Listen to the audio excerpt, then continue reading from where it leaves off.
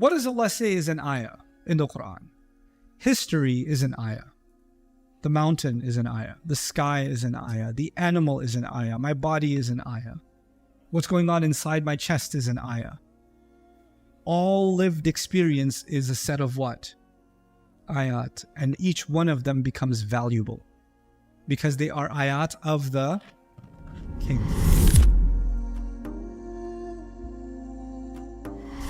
Allah is so powerful, He doesn't have to become visible in how He exerts His power. Latifun lima yasha. He's subtle in how He does things. Delicate in how He does things. Nearly unnoticed in how He does things. You know? And some things is very obvious, and some things is very delicate and invisible. And that's actually one of the great manifestations of the might of Allah Azza wa Jal. Now, monuments and wealth. You know, Allah says about Himself, Allah says, كَذَلِكَ نُرِي إِبْرَاهِيمَ مَلَكُوتَ السَّمَاوَاتِ وَالْأَرْضِ. We wanted to show Ibrahim alayhi salam the symbols of Allah's kingdom. Show him the signs of Allah's kingdom. Allah asked the question to the disbelievers, أَمْ لَهُمْ نَصِيبٌ مِّنَ الْمُلْكِ. Do they have any signs of their empire? I'd like to see what portion of the empire do they have? What control do they have? And if they had something, they wouldn't give it to anybody else. I was also thinking about how symbols of kingdoms are really important. You remember in the story of Yusuf alayhi salam when the cup was taken?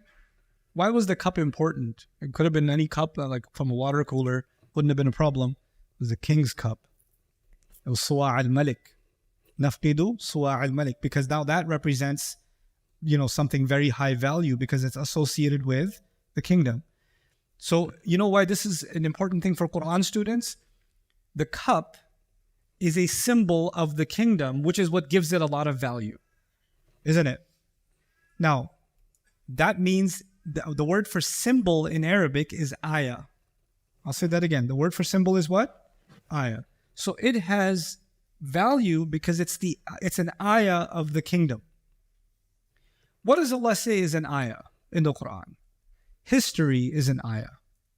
The mountain is an ayah. The sky is an ayah. The animal is an ayah. My body is an ayah. What's going on inside my chest is an ayah. All lived experience is a set of what?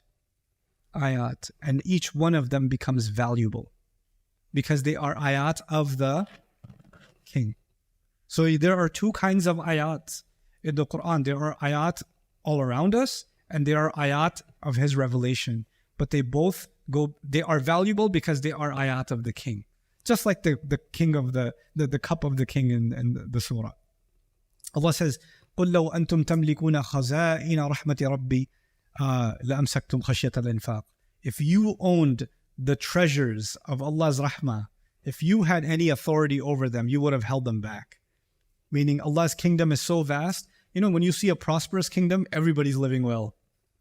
You know, some nations in the world are so wealthy that they just give money to just everybody, just wealth upon wealth. Nobody's poor. And everybody's living large because the kingdom has just too much to give. And they just give and give and give, right? Some small nations in the world that have massive natural resources and things like that, they do that, right? So the idea is a kingdom that has the ability to give is more generous. And just in the way that Allah provides rizq to all of His creation is a manifestation of Allah's kingdom. Okay. It's also interesting, again, symbols of kingdom. I'm highlighting this because it's one of the most important things that tell us about a kingdom. Allah even mentions a woman who was a queen. Who was that? Saba, Shiva. What does He say about her? Inni wajadtu imra'atan tamlikuhum. I found a woman that rules over them. You know, and what did He say about her? He said, وَأُوتِيَتْ مِنْ كُلِّ شَيْءٍ وَلَهَا عَرْشٌ عَظِيمٌ. She has all kinds of things and she has a great throne. What was the symbol of her kingdom? So you notice a theme now. In the Quran, when Allah mentions kingdom, one of the things you notice about kingdoms are its symbols, the marks of that kingdom. Okay. The right to rule. Who is the rightful king? In the story of Talut and Jalut, the Israelites came to their prophet and said, we need a king because we need to fight in the path of Allah. Who will be the rightful king? Their prophet told them, Inna ayata mulkihi an ya'tiyakum at-tabutu fihi sakinatun min rabbikum. The sign of him being the legitimate king is this cart will come back. That's a long story, but it's a really fun story actually in Jewish history that Allah refers to in the Quran, because the Quran is actually very full of Jewish history. There's lots of accounts of Jewish history in the Quran, and there's a lot of interplay between the Old Testament and the Quran, right? So, but anyway, I won't go there, but I will tell you one thing about Allah subhanahu wa ta'ala. Like I told you, kings all often have to claim why they are the rightful king. And they have to be declared the rightful king. And there has to be some kind of inauguration ceremony that makes it official that this is the rightful king. You understand? And if that doesn't happen, then they haven't earned their right to the throne. Or if somebody challenges their right to the throne. Is there anyone that's going to challenge Allah's right to His arsh? Allah says, فَتَعَالَ اللَّهُ الْمَلِكُ الْحَقِّ. How great, how high Allah is, the rightful king. Meaning, originally, Allah has the ultimate right of kingdom. He didn't get it from somewhere and no one can take it from Him. That is originally His. Then, of course, another piece of His important symbolism that has to do with kingship is the history of a kingdom. Like, for example, a great empire always talks about its monuments and what they did in the past and their victories and their great ancestors and all that kind of stuff, right? وَآتَيْنَاهُمْ مُلْكًا عَظِيمًا. Allah says, we had given them great empire. This idea of reference to going back. Every nation teaches their children about its history. The empire must teach about the histories because they have to know what greatness they came from, what they belong to. And of course, every nation tries to tell their children and their next generations a soft version of their history, right? A stronger version of, even if they have bad chapters in their history or embarrassing moments in their history or losses in their history, they'll try to cover that part and highlight the juicy good parts in their history. So you get the history you learn in school, doesn't matter which country you come from. The history you learn from in school is different from actual history because it's more propaganda than history, actually, right? But history is a really important part of understanding kingdom. Of course, has Allah in the Quran described the history of His kingdom? He has, actually, from the very beginning. How He created the skies and the earth, how He brought Adam alayhi salam to this world, and how He has ruled over humanity from the beginning, you know? And it's centralized power. You know, a kingdom cannot be considered a kingdom if power isn't centralized. And of course, Allah mentions, بِيَدِهِ مَلَكُوتُ كُلِّ شَيْءٍ. In His hand alone is the kingdom of everything. Its ability to protect those in its realm. I love this ayah. Actually, this is all one ayah.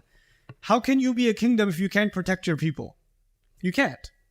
وَهُوَ يُجِيرُ. He's the one who offers protection. And then how can you protect your people? Not only should you be able to protect your people, when you go after the enemy cannot protect themselves. وَلَا يُجَارُ عَلَيْهِ. And when this kingdom attacks, nobody can fight back. They can't withstand. The ability to put down rebellion.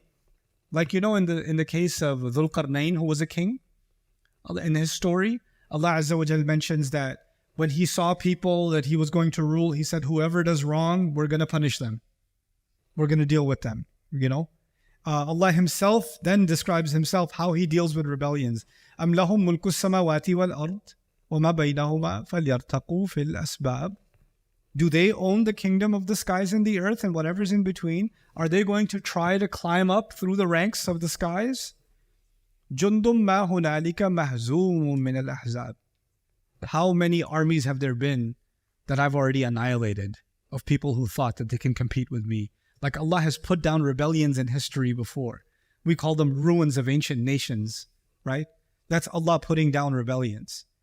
The ability to take care of its subjects, like سَنَقُولُ لَهُ مِنْ أَمْرِنَا يُسْرًا. Allah says, كُلَّ يَوْمٍ هُوَ فِي, you know the ayah? كُلَّ يَوْمٍ هُوَ فِي شَأْنٍ. Every day, everybody's asking Him for something. يَسْأَلُهُ مَنْ فِي السَّمَاوَاتِ وَالْأَرْضِ. This very imagery of the king. You know, the king used to have a court and people used to walk in, oh, great king, I haven't had a chicken sandwich for 5 days. Please give me a chicken sandwich. And they would come and beg the king. And the king would give them this land and give them this chicken sandwich or whatever he'd give them. You know, people come and beg the king and the king gives. And then the king is running out of money. He's running out, the budget is bad. Now the king is not giving, the king is taking. He's like, oh, collect tax. We already collected tax. Collect tax again. Change the season, collect the tax again. Take more from the people. So actually, people think the king is the one that gives. In this world, the king does mostly what? Taking. The king does more taking than giving. Allah says in the Quran, He says about Himself, يَسْأَلُهُ مَنْ فِي السَّمَاوَاتِ وَالْأَرْضِ. Everyone in the skies and the earth is constantly begging Him. My heart is begging Him for the next beat. My eyes are begging Him for the next moment of moisture in the eyes so they don't dry up. My veins are begging Him to remain, to keep blood coursing through them. Every cell is begging Him.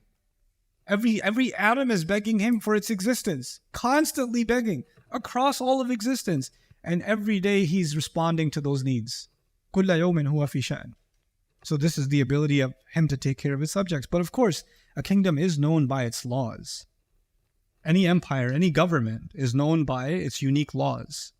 Like, I don't get enough of mentioning this example because I'm traumatized by the example. I went to Singapore one time, and Singapore is a really interesting country. You can't chew gum in Singapore on the street. You get arrested. Yeah. Can't chew gum. Don't do it. Don't do it. Just don't do it. Okay. Anyway, so what happened was, it was summer. It was very moist. So I had some bug spray. You know the bug spray? I had a little bit of bug spray with me and a cream. And when we landed the plane in Singapore, the flight attendant that says you can take your seatbelt off, blah, blah, blah, blah. She said, welcome to Singapore. If you are found in possession of any illegal drugs, you will be given the death penalty. Enjoy your stay in Singapore. I took my bug spray. There was one of my employees was working with me. I was like, you carry this. A kingdom is known by its what? Laws. A government is known by its laws. Its unique laws. Right? Does Allah also give us laws? Yeah.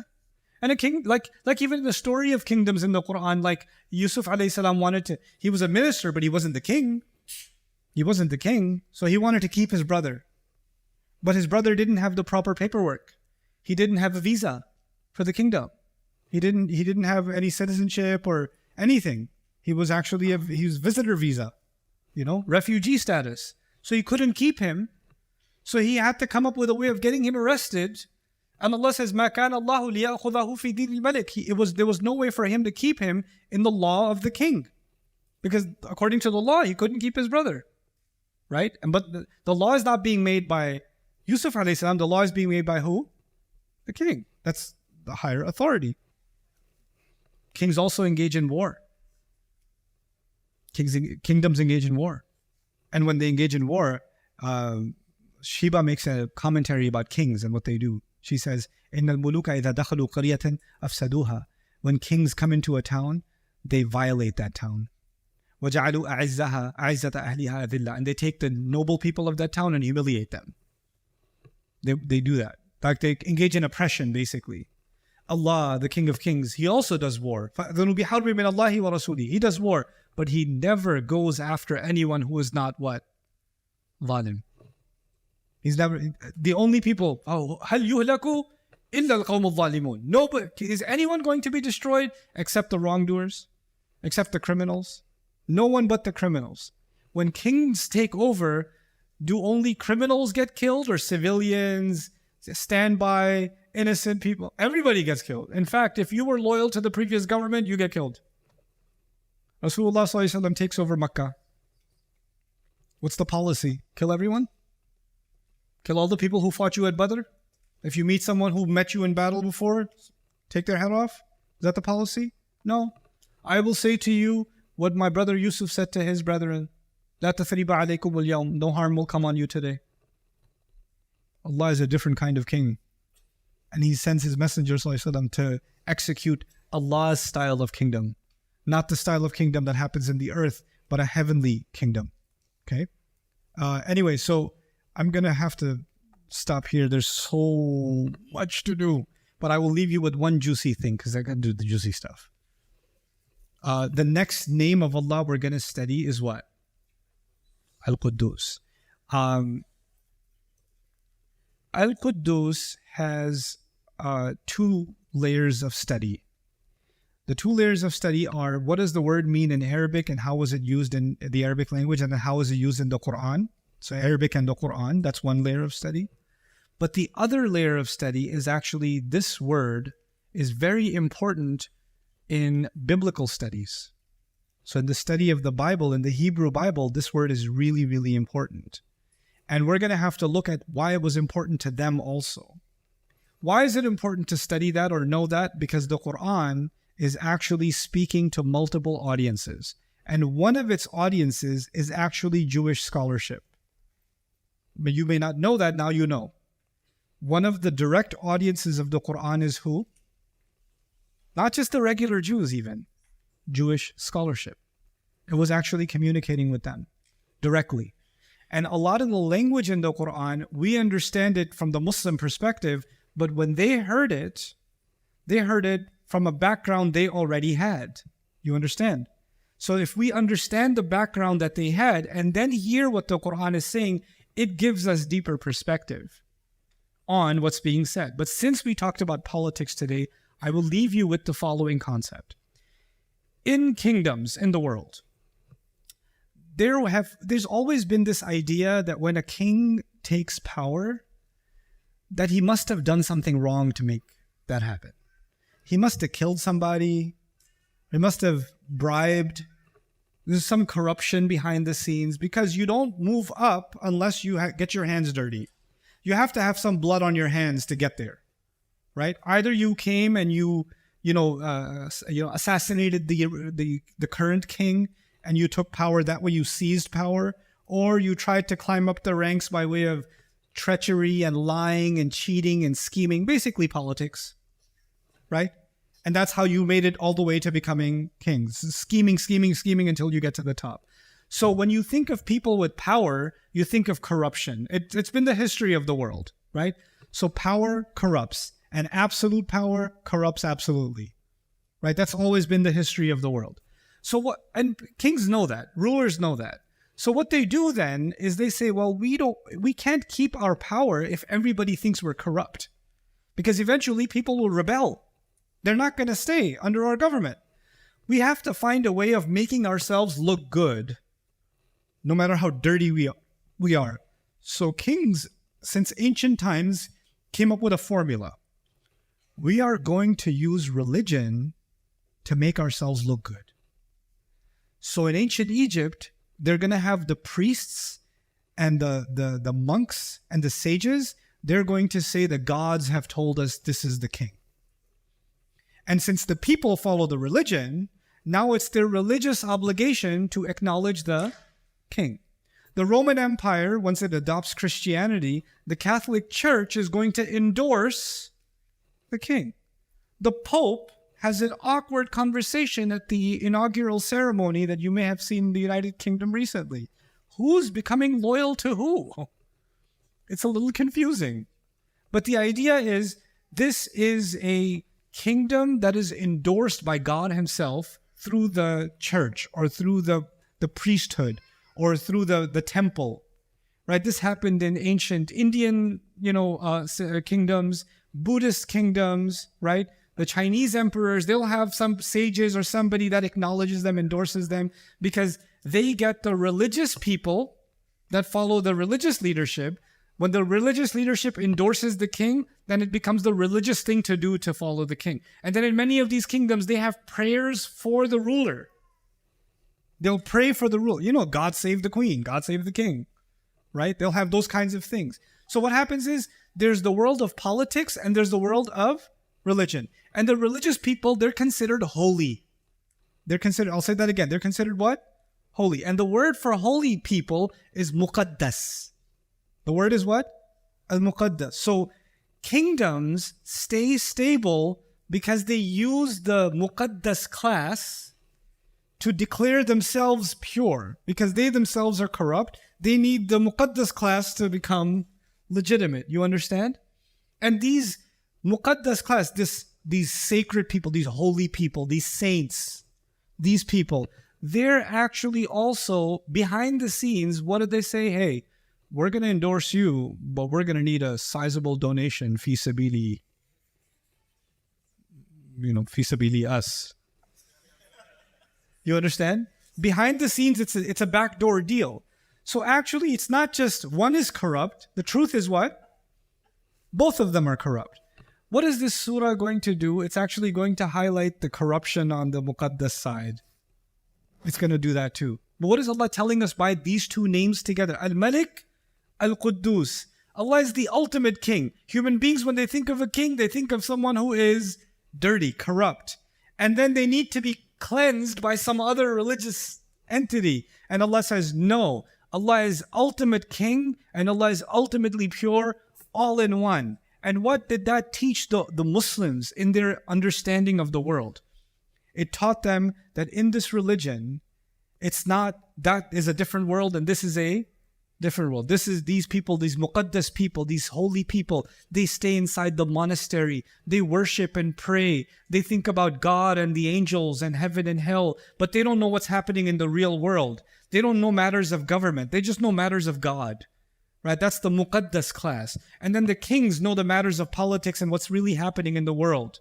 Right? So these are the pure people, and these are the people of the samawat, and these are the people of al-ard. You see? يُسَبِّحُ لِلَّهِ مَا فِي السَّمَوَاتِ وَمَا فِي الْأَرْضِ الْمَلِكِ الْقُدُّوسِ. It's incredible. Like how everything is tying together now, and Allah is teaching us actually in this religion to become holier, to become pure. It doesn't mean you don't know what's happening in the real world. And just because you're engaged in politics and the real world doesn't mean you have to become dirty.